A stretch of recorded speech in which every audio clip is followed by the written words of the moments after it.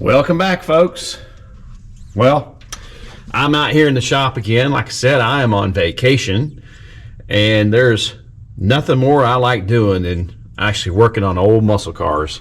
So I'm working on today Johnny's 66 Satellite 426 Hemi car.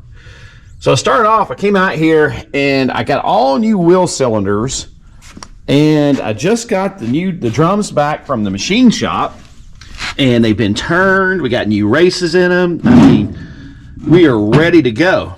Well, I also decided, if you can see, they're nice and smooth and concentric. Again, I took this to my machine shop. I didn't just go to the parts house. I had both of them done. New bearing races installed. So I decided to put new wheel cylinders and hoses. I mean, you know, I'm here, right? So why not? Especially on a car like Johnny's. It's so rare and such a nice piece of history. Decided to go ahead and put the new wheel cylinders on, as well as hoses and everything. So new wheel cylinders. I got the hoses over there on the other side. But I got to looking,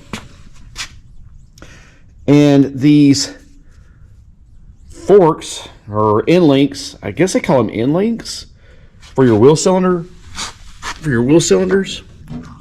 I got to looking, they were really bad, nasty looking. I put them on the wire brush over there on the bench, and I don't know if you can see this, but these things were pitted all to hell. I mean, bad. And I'm thinking, because we noticed when we took that lid off of that master cylinder, it was way low. So it looks to me like it's pretty obvious these things were probably leaking. So I ordered 4 more of those. We're going to replace those along with new wheel cylinders and hoses and everything else. But while I'm waiting on that, I thought, well, what else can I do? I got plenty to do. One thing I can do is go ahead and start replacing the spark plugs in this car. Now, you remember the coil. This is my test coil. I've got his new coil inside the car. Got to replace that. But the coil fixed what the problem was.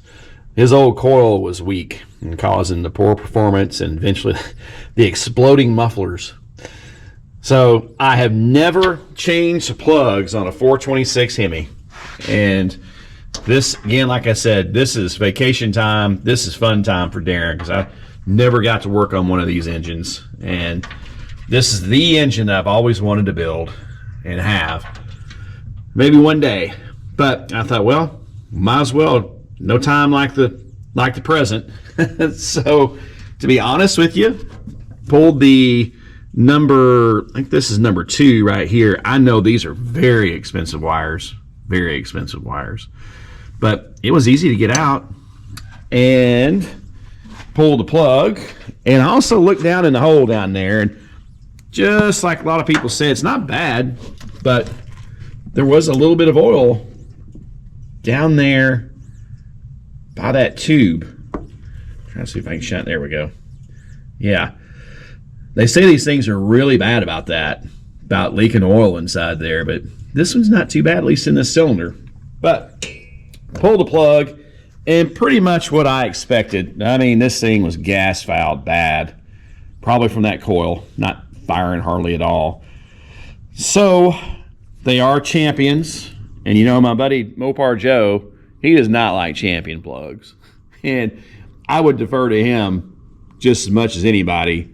I know this was the go-to for 440s and I guess Hemis as well for a long time, but I've got a new set of NGKs, and I'm sorry, this is a 426 Hemi, and this is the year 2025, so we're going to change these plugs out, and I think we're going to have a happy Hemi. So let's get them all pulled. This was number 2. I'm going to go ahead and start replacing, and we'll show you what they all look like when I get all the old ones out. So let's go. All right, folks, this is what I'd heard about on the Hemis.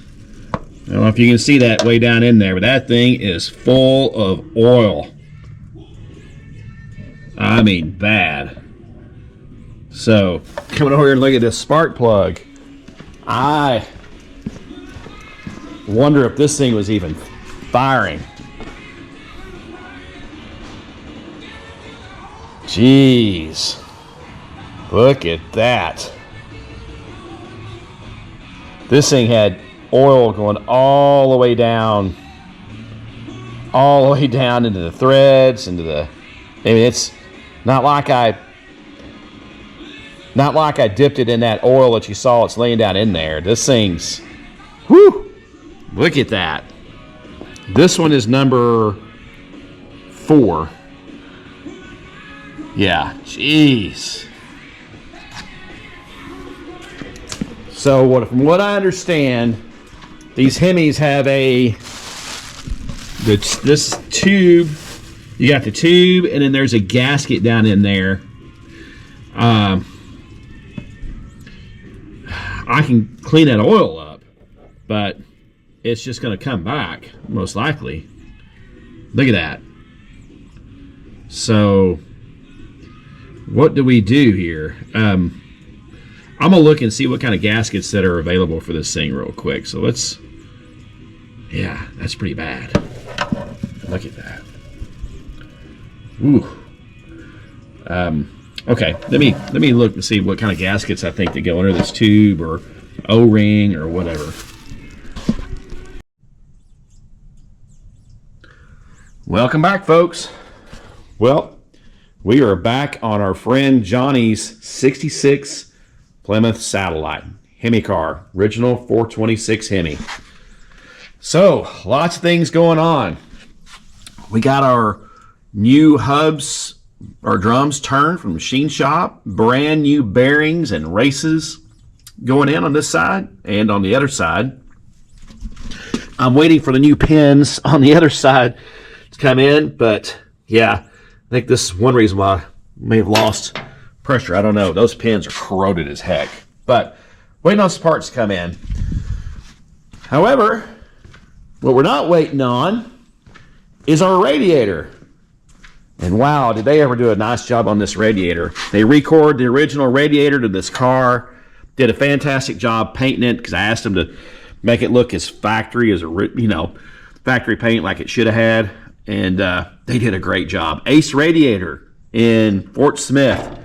They understand muscle cars and that you don't just go chunk a new aluminum radiator in a factory muscle car. So we had it record. They said it was stopped up bad.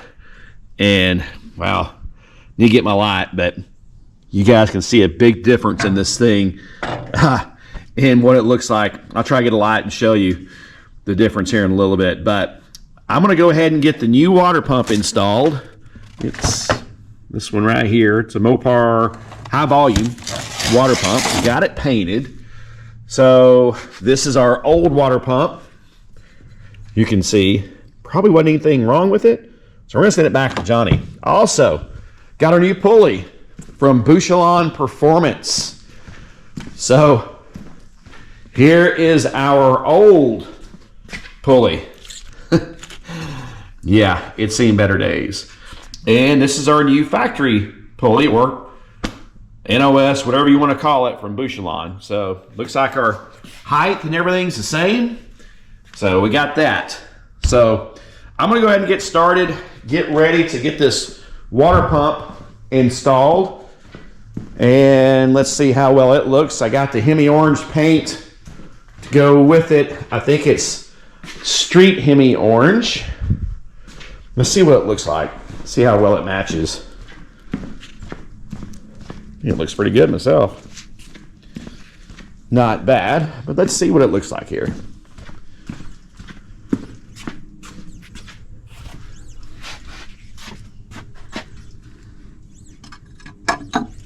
Yeah, I would say that's about as close of a match as you're going to get.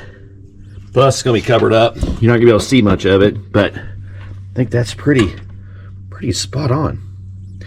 So let me get that gasket off, clean this surface up on the housing, get the water pump on, and then we'll start putting our radiator in and getting the cooling system sealed up. Here we go. All right, now I've gone in and cleaned up my surface on the water pump housing. So get this gasket in here, and then we're gonna get our pump sealed on and move forward. All right, now our water pump's on. Torque to 30 foot-pounds. These didn't have any washers on them at all. I would assume they should have washers on them, but I don't care. I went ahead and put lock washers on these things. I want to make sure this thing seals. So, you know, it may not be period correct, but I don't want these bolts coming loose and Johnny having a leak later on down the road. So they're torqued, they got lock washers on them. So continuing on, looks like we'll go ahead and get ready to put our new pulley on. So these were the bolts. Obviously, do not think these are factory bolts, but these are the bolts and the washers and lock washers and the spacer they were using with this fan and this setup and the pulley. So my question to everybody is, obviously you can tell this thing here is not a factory part. As a matter of fact, it says Flexolite Corporation. So I don't think Ma Mopar was putting Flexolite spacers on their setups. Now, here this is where this is interesting. Were they trying to push this fan an inch further up into that shroud? I think they were. They think that was going to gain some cooling? I don't know. But here's what I'm going to go ahead and do. I'm going to get some bolts that are obviously an inch shorter. And we're going to go without this. And I just can't help but think with this new radiator, new water pump, that this thing isn't going to cool. It's run as cool as, be like a cucumber. Cool as a cucumber, excuse me. So I'm going to get some shorter bolts, but with some washers. And again, this says front, so pretty obvious. But yeah, we got to come up with something better. So let me see what I can find. All right, they're a little bit longer than I would like, but they're going to be good enough to what we're doing here. Got plenty of thread for engagement. So I've checked my spacing and how much it's going to go through here, how much is left over. It's kind of hard for me to film by myself, but one little trick I always do when I put a blind hole in, or guide pins are your friend. So this is just how I do it. Sitting there trying to cuss and raise hell trying to find the hole. I put a little guide pin in there and makes it real easy. Once you get one in, then you can feel for the others. So anyway, here we go. Really quick fail on this bolt here. Way too long. Bottomed out on the shoulder for it. Made it all the way through. So got what we actually needed now. Feeling much better. So moving along. Just a quick little tidbit.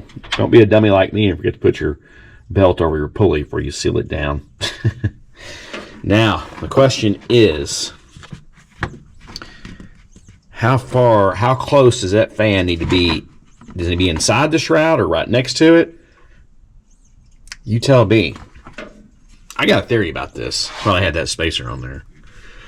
Is it possible that this radiator was having issues leaking and being stopped up so bad that they thought, well, no, the fan's got to be up closer to the radiator? Is that why they did that? I'm not sure, but I'm about to stick this big old radiator in there, and we're going to see how close we are. Well, I think that's probably going to be a wrap today on Johnny's Hemi satellite. Boy, did we ever get a lot done, though. I'm going to show you what's stopping us as of now from moving forward. But let's recap. So we've got freshly turned drums from the machine shop.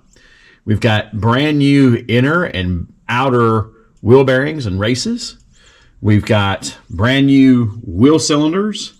We got brand new wheel cylinder pins, legs, whatever. The nomenclature seems to be all over the place on these things, but we got brand new legs on each side. We got brand new hoses on both sides. So, yeah, so that's where we're at on the brakes. Now what we need to do is just bleed them down. Now I'm going to let the car down and show you where we're at on top. All right, now for the top side today, we got our new water pump installed. So you can't even see it. So we got our new water pump installed. We got our fan back on. No spacer like they had before.